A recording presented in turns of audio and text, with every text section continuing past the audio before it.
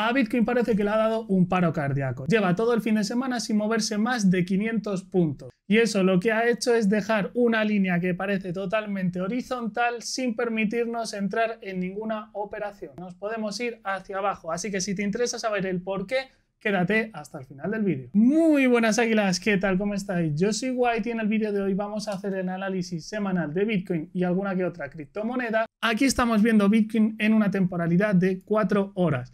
Y lo que os he dicho, no se ha movido más de esos $500. O sea, nos ha dejado una línea plana que no veíamos desde hace mucho tiempo, no tan plana como la que tenemos actualmente. Si os acordáis, en el último análisis os dije que esta bandera lo más probable era que saliese reventando hacia abajo todos los soportes y todas las zonas de liquidez que tenía en estas zonas de aquí donde podría rebotar al alza. De hecho, la reventó en una vela de 4 horas el viernes de madrugada y ahora nos encontramos con que Bitcoin se ha quedado totalmente plano.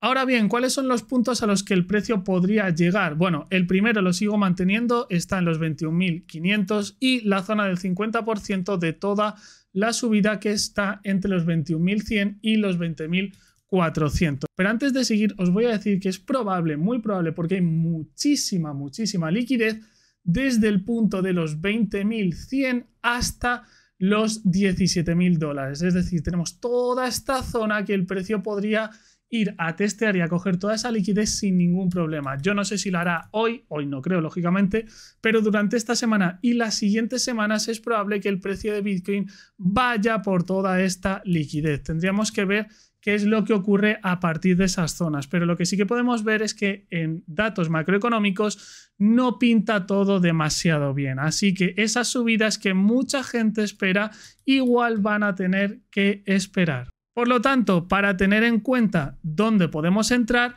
debemos esperar primero la zona de los 21.500 y quien sea un trader un poquito más agresivo, lo que sí que puede hacer es tirar un Fibonacci desde el último impulso hasta el último mínimo que nos ha hecho el precio y podemos ver cuál puede ser la reacción entre el 0,5 y el 618 de Fibonacci. Es decir, en la zona de los 22.800 aproximadamente podríamos ver una reacción bajista hasta el último mínimo que nos ha hecho el precio en los 21.900 aproximadamente. Y ahí podemos, uno, tomar parciales de las ganancias, si es que en la parte del 50% nos lo envía hacia abajo, y después de ese 50% de ganancias colocamos nuestro break-even y dejamos que el precio se desarrolle hacia abajo o tenga un retroceso mayor. Nos vamos ahora con Ethereum, y es que Ethereum tiene un rango enorme que comprende entre la zona de 1.740 y 1.473. Pero sigue habiendo muchísima liquidez por debajo. Lo he visto en los mapas de calor, los mapas de liquidaciones, y aquí hay un montón de liquidez que es muy probable que el precio vaya a visitar. Sobre todo si Bitcoin cae, Ethereum va a ir a por toda esa liquidez, todas esas zonas. Recordamos, si hacemos un poquito de zoom out, vamos a ver que no nos ha cogido ni liquidez de la zona de los 1850, pero sí que la ha cogido de los 1730, con lo cual podemos pensar que el precio, si no revienta estos soportes que le quedan en 1544 y 1470 aproximadamente, sí que es posible que pueda ir a por la liquidez de los 1900 y ahí terminar por caer. Porque os lo digo en cada vídeo que vemos Ethereum, sigue habiendo mucha liquidez aún pendiente. Fijaros, esto es un gráfico diario. Esa compresión que rompió de momento no ha sido la mejor que ha tenido Ethereum para irse hacia arriba. Y lo que tenemos es aquí liquidez pendiente y toda esta subida con su respectiva liquidez pendiente y una zona de demanda muy buena en los $900. Así que tened mucho cuidado y no empecéis a comprar Ethereum ahora mismo. Yo no le vería sentido. Y ahora vamos a ver el SP500 por dos motivos. El primero, porque es el que marca el ritmo de la economía mundial, y segundo, porque le estoy haciendo un seguimiento en Twitter. Este fue el primer tweet donde empecé a hacer todo este seguimiento y decía: la primera zona del SP500 donde puede reaccionar y volver a puntos altos es la media de 200, pero lo más probable es que con el paso de las semanas veamos al SP en la primera zona de 3.800. Ese fue el primer tweet cuando el precio ya había roto esta zona. Creo recordar que tenía un tweet, o si no lo tengo yo, se lo mandé al grupo de Telegram, que os lo dejo en la descripción, donde les decía que con esta subida del SP lo más probable era que el precio pues terminase por romperla e ir hacia abajo.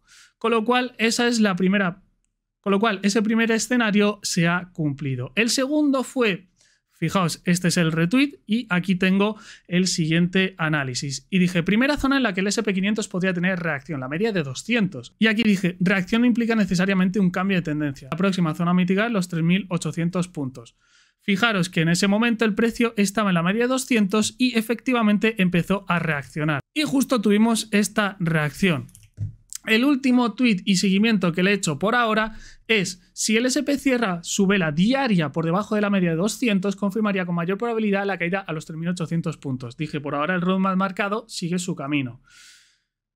¿Qué es lo que ocurrió? Que el jueves 2 de marzo lo que hizo fue cerrar por encima de la media de 200, con lo cual la probabilidad de que en un espacio corto de tiempo venga a los 3.800 se ha reducido. Pero hay variantes que hay mucha gente que no está viendo. La primera, está chocando con la media de 20. De momento no ha cerrado por encima. Si cierra por encima de la media de 20 la vela diaria actual, sí que podríamos tener un retroceso un poquito más grande o incluso empezar un cambio de tendencia. No hay ningún tipo de problema.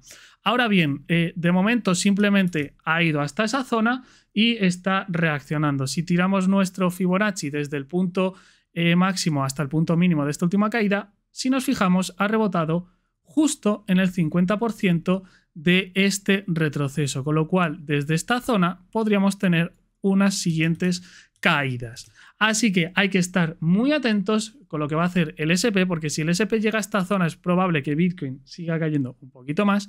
Y las siguientes zonas para el SP, la última zona en la que espero que no reviente hacia abajo está entre los 3.340 y los 3.250 puntos. Son muchos puntos, de hecho es una caída hasta esa zona de un 17%, que para un índice como es el SP es una caída muy, muy, muy fuerte, y lo cual arrastraría al resto del mercado. No creo que llegue hasta ahí. De momento, lo primero, los 3.800 puntos, y vamos a ir viendo cómo reacciona. Porque como hemos estado viendo en Bitcoin, Bitcoin tiene una tendencia o más fuerza, al menos por ahora, de que el precio se vaya hacia abajo a que tenga un rebote enorme. Lógicamente esto es un juego de probabilidad y nadie tiene la ciencia cierta de lo que va a hacer el precio. Simplemente hay que ir viendo qué es lo que pasa día a día. Pero ya os digo, si el SP llega a zonas muy bajas, es muy probable que veamos a Bitcoin por debajo de este breaker, el ETF que aún no ha sido mitigado, de los 17.900, 18.000. Y si el SP llega a esas zonas bajas que os he comentado de 3.340, es muy probable que el precio de Bitcoin se vaya por debajo de los 20.000, y ya no solo que se vaya por debajo de los 20.000, sino que se quedará en esta zona antes de empezar a subir paulatinamente de cara al próximo halving. Y hasta aquí el análisis de hoy. Espero que os haya gustado. Si es así, dejad un buen like y sobre todo suscribiros al canal para no perderos contenido de valor como este. Por cierto, si no quieres perderte toda la actualización del SP500, te dejo mi Twitter también en la descripción. Yo lo voy actualizando según los movimientos que se vayan dando día a día.